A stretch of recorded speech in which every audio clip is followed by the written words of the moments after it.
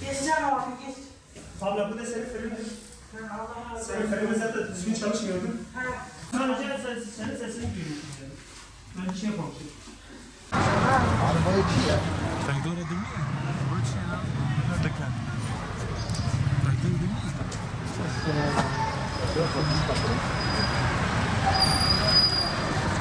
Manda a petição.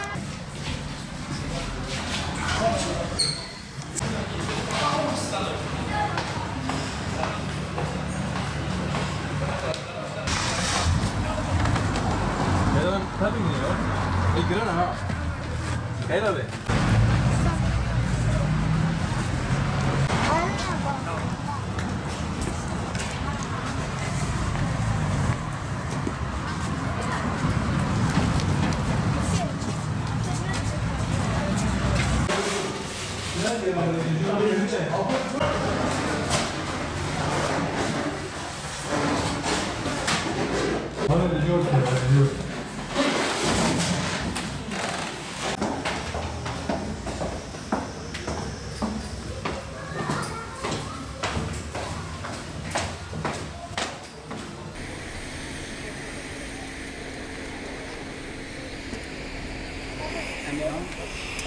İran'ın kısmetini teslim ediyoruz.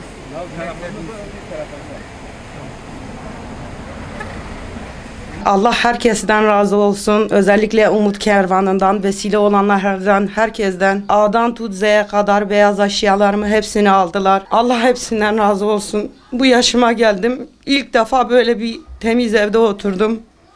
İlk defa hayatımda yeni eşyalarım oldu. Allah hayır sahiplerinden, herkesten razı olsun.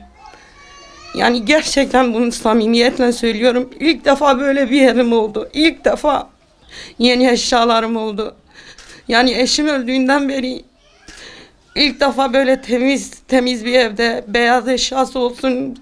Hepsini aldılar. Allah binlerini bin etsin.